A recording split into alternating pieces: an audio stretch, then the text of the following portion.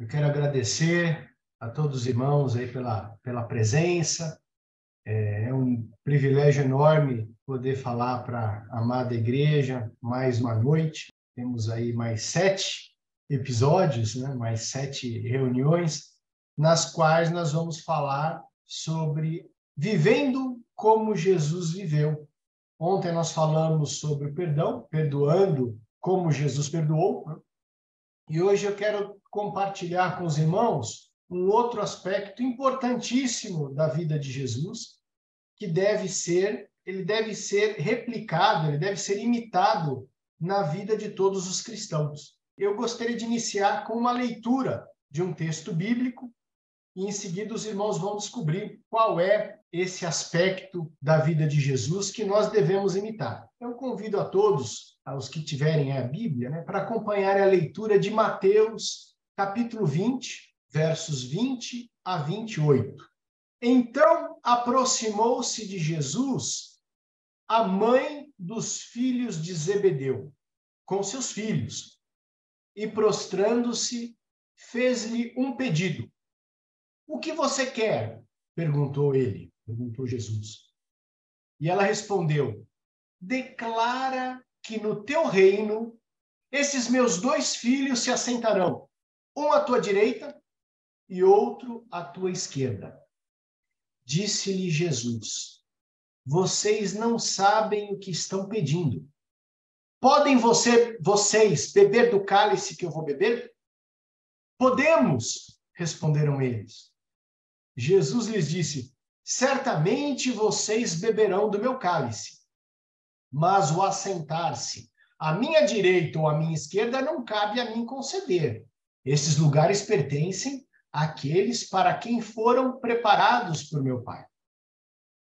Quando os outros 10 ouviram isso, ficaram indignados com os 2 irmãos. Jesus os chamou e disse, vocês sabem que os governantes das nações as dominam e as pessoas importantes exercem poder sobre elas. Não será assim entre vocês. Pelo contrário, quem quiser tornar-se importante entre vocês deverá ser servo. E quem quiser ser o primeiro deverá ser escravo. Como o filho do homem que não veio para ser servido, mas para servir e dar a sua vida em resgate por muitos. Muito bem, irmãos. Já vimos aqui que o tema principal dessa noite é a respeito do serviço. Servir como Jesus serviu. E eu quero comentar um pouquinho esse texto base, falando sobre os interlocutores de Jesus. Quem eram esses filhos de Zebedeu? Quem era essa mulher, a mãe dele? Quem era Zebedeu? Então, lembrar que Zebedeu era pai de 2 discípulos de Jesus, Tiago e João. Lá em Mateus 4, versículos 21 e 22, nós lemos que Jesus, ele viu 2 irmãos, Tiago, filho de Zebedeu, e João, seu irmão. E eles estavam num barco com o seu pai Zebedeu, consertando as redes. E Jesus os chamou, e eles imediatamente deixaram o barco de seu pai e seguiram a Jesus. Notem que Zebedeu, ele era um pequeno empresário, né? Ele era um profissional autônomo que tinha um negócio de pesca. E os seus filhos o ajudavam. E todo pai tem aquele desejo de ver que o seu filho segue a sua profissão. Todo pai gosta, né, quando o seu filho pega gosto pelo seu ofício e aprende o ofício do pai e segue o caminho do pai. Isso quando o pai, obviamente, tem um ofício, tem um negócio, como Zebedeu tinha ali o seu barco de pesca. Eu fico imaginando como que Zebedeu deve ter reagido em ver ali seus 2 filhos imediatamente abandonando o barco. Esses abandonaram o barco literalmente, né? E foram seguir um homem, até então desconhecido, que estava surgindo aí. O coração do pai deve ter ficado triste. Mas depois nós sabemos, até pela postura da mãe desses 2 discípulos, que ela apoiava o ministério deles. Ela apoiava. E isso fica claro no final da vida de Jesus, quando Jesus já estava crucificado, né? Mateus, no capítulo 27, diz que estavam ali olhando de longe muitas mulheres que tinham seguido Jesus desde a Galileia para o servir, entre as quais estavam, e aí são citadas 3 mulheres. A primeira é Maria Madalena, a segunda, Maria, mãe de Tiago e de José, e a última, a terceira, é a mãe dos filhos de Zebedeu. Então, essa mulher que se aproximou de Jesus, pedindo para que seus filhos, Tiago e João, se assentassem à direita e à esquerda, era uma mulher que muitas vezes nós imaginamos que ela era interesseira, ela estava procurando o poder dos filhos, né? Mas, na verdade, ela era uma seguidora fiel de Jesus. Ela estava ali testemunhando a crucifixão, junto com Maria Madalena e outras mulheres. Então, o que se deduz das Escrituras é que essa era uma família que seguia Jesus, que apoiava Jesus, e que o pedido desta mãe representava aquele anseio que todos os pais têm em relação aos seus filhos. Ela apoiava a participação dos seus filhos na obra de Jesus, não era daquele tipo de pessoa que falava, não, meus filhos, larga isso aí, volta a trabalhar com seu pai. Não, ela apoiava. E ela desejava que os seus filhos progredissem na carreira do reino de Deus. Mas, infelizmente, essa mulher, naquele momento, dada a limitação do seu conhecimento, da sua compreensão do Evangelho, ela desconhecia a essência do Evangelho. Então, embora o pedido dessa mulher ela reflita a vontade da grande maioria dos pais, que é que seus filhos ocupem posições de destaque, posições de liderança, e posições na alta hierarquia, em qualquer setor que eles atuarem. Essa é a vontade natural dos pais. Mas Jesus corrigiu essa mulher e corrigiu aqueles 2 discípulos e disse o seguinte: vocês não sabem o que estão pedindo. O verso 22 diz ali. Jesus disse, vocês não sabem o que estão pedindo. Muitas vezes, irmãos, nós pedimos mal, pedimos coisas que não deveríamos pedir a Jesus. Isso me faz lembrar daquele verso de Tiago, que é um verso muito conhecido. Tiago, capítulo 4, verso 3. Onde Tiago fala, tem pessoas, né? Quando pedem, elas não recebem, pois pedem por motivos errados, para gastar em seus prazeres. Tiago 4, 3.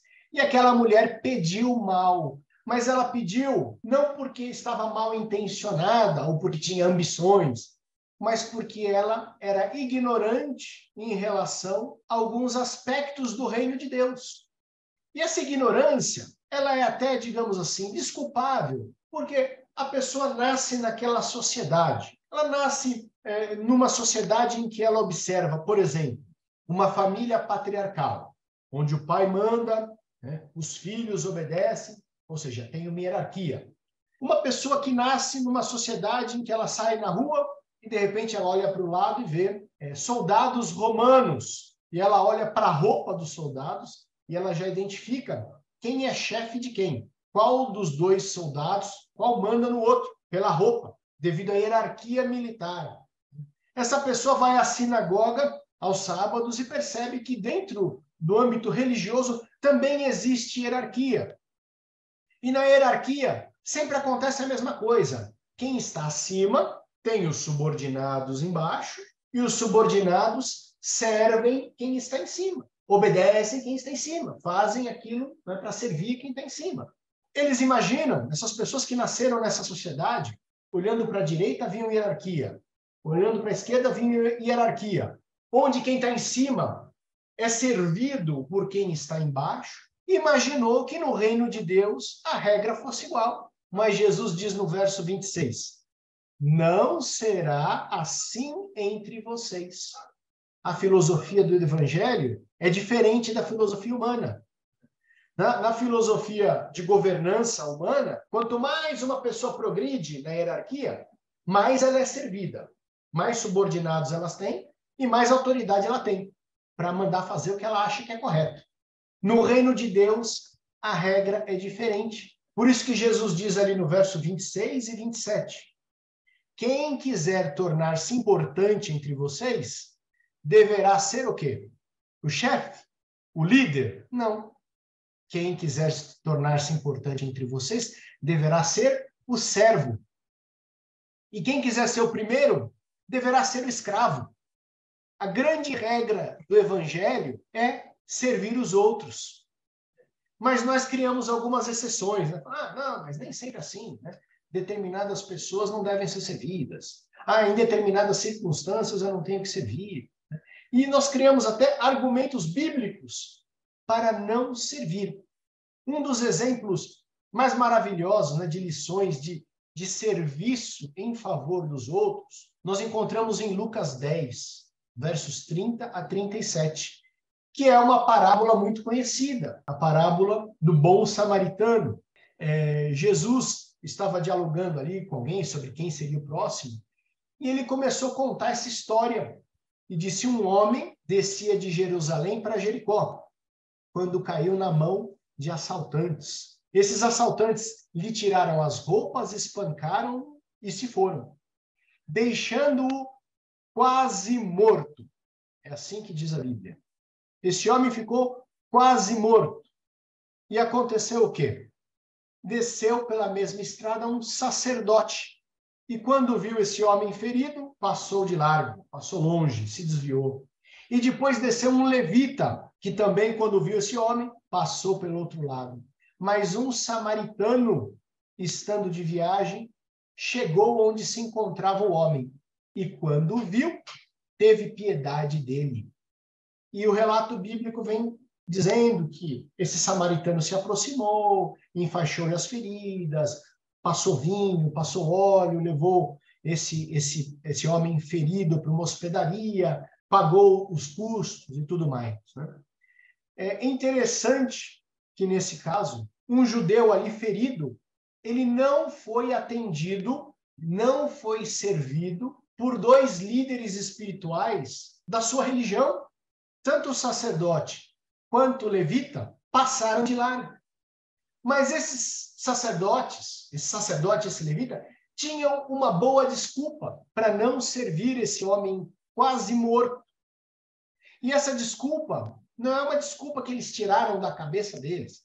Era uma desculpa que tinha base bíblica, base na lei, base na Torá. Porque em Números 19, 11 a 13, diz o seguinte: quem tocar num cadáver humano ficará impuro durante 7 dias.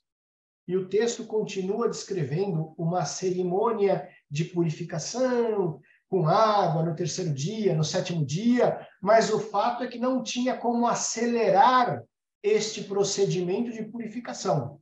Se você estiver tocando a mão num cadáver, numa pessoa morta, você ficaria imundo por 7 dias. Isso para um sacerdote e para um levita era terrível. Por quê? Ficar impuro significa não poder oficiar no santuário, no lugar ali santo, no templo, não poder fazer os serviços religiosos. Então, o sacerdote falou: olha, esse cara aqui está quase morto, eu não vou ajudar, porque se ele morrer na minha mão, a lei diz que eu toquei num cadáver e, portanto, eu ficarei impuro por 7 dias e não poderei servir a Deus. Então, eu tenho uma justificativa muito boa e santa e sagrada para não ajudar esse cidadão que está quase morrendo aí, e também eu não tenho culpa nenhuma, porque isso aí, a culpa é dos ladrões que o agrediram, não é minha. Né? Eu tenho que minha tarefa sagrada de oficiar. Tá? E nós vemos o quê? Que Jesus agia de forma diferente da que agiam os líderes. Era proibido tocar em cadáver, mas Jesus tocou em mortos para ressuscitá-lo. Era proibido tocar em leprosos, mas Jesus tocava nos leprosos e Jesus não era contaminado, pelo contrário, os leprosos eram curados. Levíticos 15, verso 19 a 20, diz que era proibido tocar em mulheres no período do mês em que elas têm fluxo de sangue. E uma mulher com fluxo de sangue tocou em Jesus. E Jesus não ficou imundo. Pelo contrário, ele purificou a mulher. Então, a filosofia de Jesus é diferente daquela dos fariseus.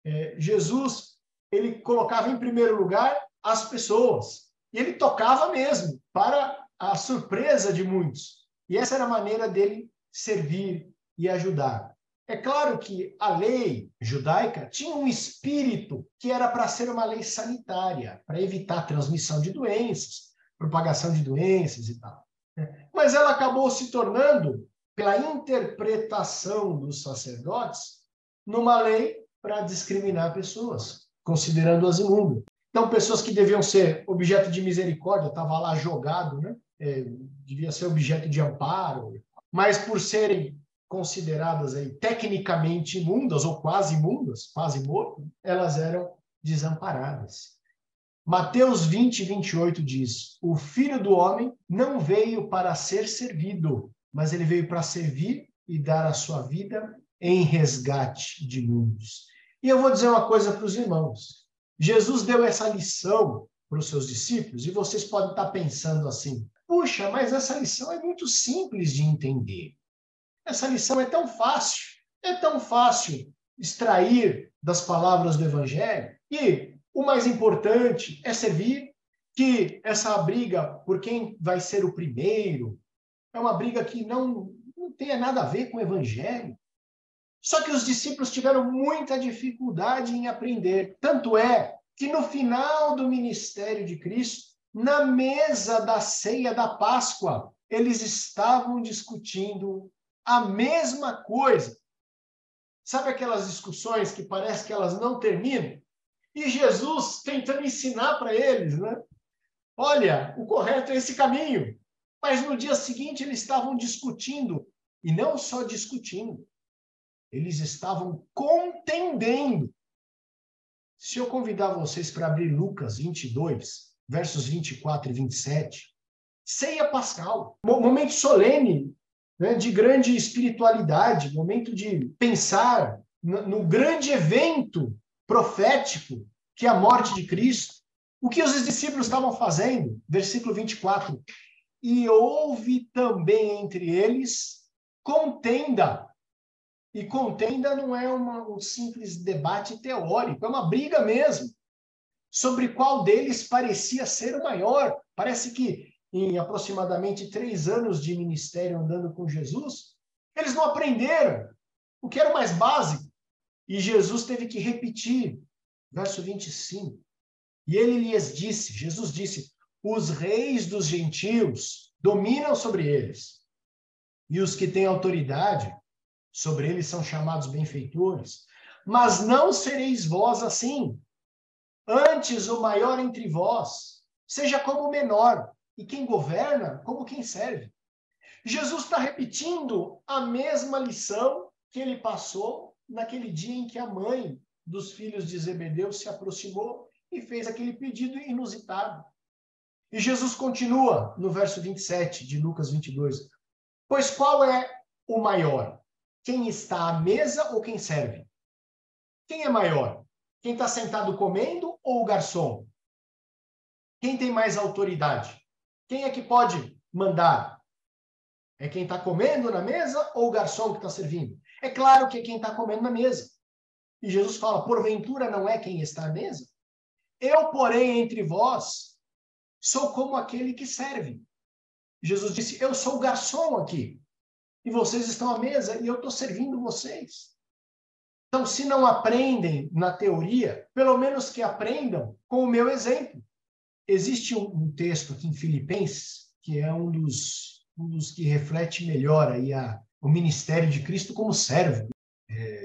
Filipenses 2, 7, 8, diz que Jesus se esvaziou, assumiu a forma de servo, de escravo, tornando-se em semelhança de homens, reconhecido em figura humana, a si mesmo se humilhou, tornando-se obediente até morte e morte de cruz.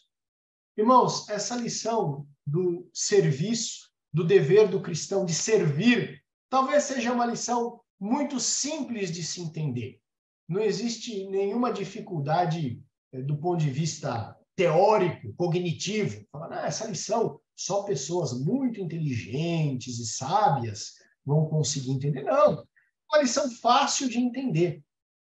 O desafio do cristão é de colocar essa lição em prática no dia a dia.